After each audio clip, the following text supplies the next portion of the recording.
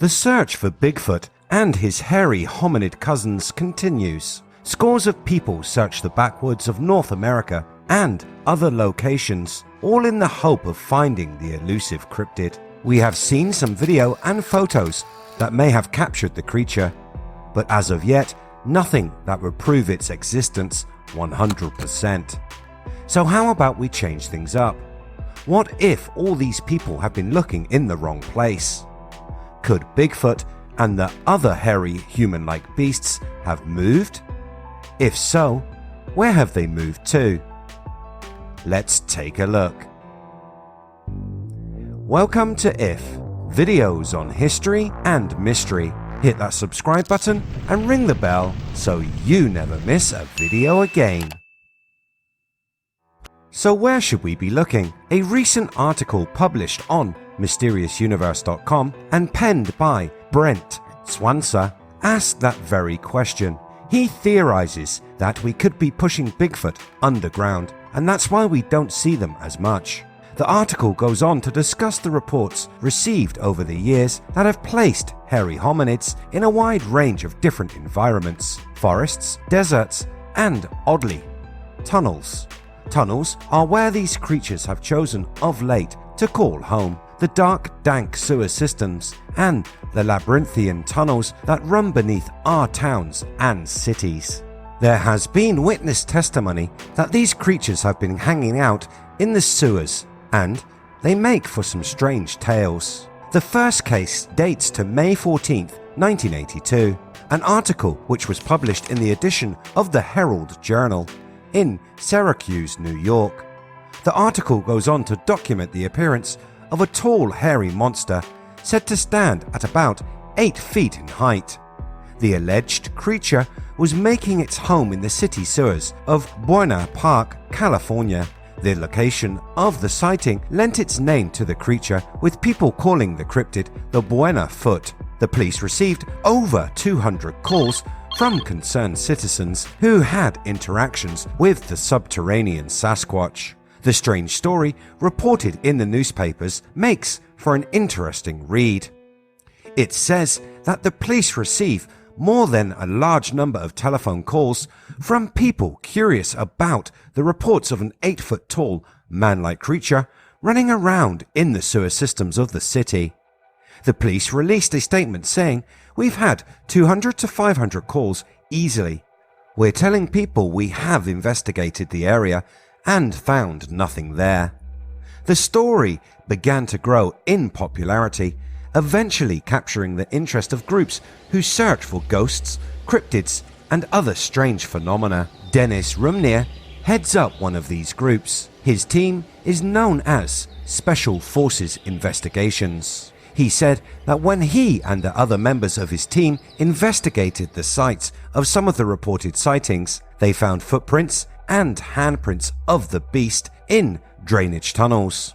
In the article, Rumnier says at the mouth of the tunnel, someone shouted, "There's a track!" There were a lot of people around, and as we went to look, a kid stepped on the track, so we only saw the front part of this track.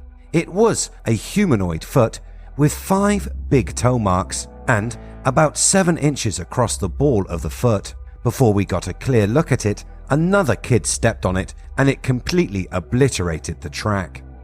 On top of the footprint they found and then lost, they discovered a print from a hand. This print they were able to take a cast from. As they ventured deeper into the tunnel, they came across more footprints. Then, to the group's surprise, they heard a loud roar, followed by a deep, throaty growl. They quickly shone their lights in the direction of the sounds, but were too slow. They saw nothing. This sighting is not unique. There have been reports of strange creatures seeking out the safety or solitude found in dark tunnels for decades. In another incident, which occurred in May of 1963, there was a number of sightings of a strange, hairy wildman in the area of Centerville and the outskirts of St. Louis, Illinois. The report tells of sightings which began on May 9th and continue to grow in number, with the local police telling of around 50 calls a night at its peak. Most of these were from people who had said they had seen the hairy hominid. The locations of the sightings varied, with some even claiming that the creature was stomping around in their yards. Descriptions came in of a creature that looked half man, half woman, and with a half bald head and half a head of hair. This creature would often be seen escaping underground. It would plunge down into a tunnel on 12th Street. The third story from the US comes from the Cascade Mountains of Sasquatch, Washington. At this location, a huge tunnel can be found. It was once used by locomotives, but now is abandoned by the railways, but not by everyone or everything. Witnesses say that a creature took up residence in the tunnel, a large beast with shining yellow eyes. The article includes a report from a witness called Dave. Dave had gone to the tunnel to investigate the cryptid sightings, and at a distance of 40 feet in, he got more than he had first bargained for. He saw two large yellow eyes staring at him through the darkness. Struggling to make out what was standing in front of him in the dim light, he could just about define an outline of an upright animal which stood at a height of 9 feet. The amateur investigator panicked and made a beeline for his vehicle. As he ran the 40 feet back to the truck, he could hear banging coming from behind him in the tunnel.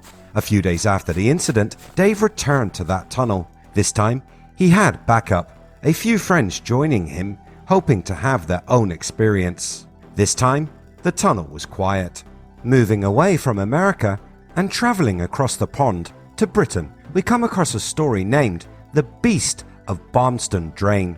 In this tale, a supposedly half-man, half-dog creature emerges from the sewage tunnels to scare the residents of the countryside town of Hull in England. Over the many years that the legend of this cryptid creature has grown, many witnesses have stepped forward with their story of a monster. In one report, a monster which was capable of leaping an 8-foot-high fence whilst carrying a full-grown, dead German Shepherd, a large breed of dog, in its jaws. The mystery animal has gained the unfortunate and somewhat comical nickname, Old Stinker. Local historian Mike Covell has gathered a good collection of stories. The drain is officially called the Beverley and Barmston Drain, built in 1798 to drain the salt marshes of the area. The historian writes about the tragic history of the drain, one of the earliest being the death of 19-year-old Master Teasdale, who drowned in July of 1824. Mr. Covell says more than 100 people have drowned in the drain, including a double suicide where two young lovers bound their hands together and jumped in.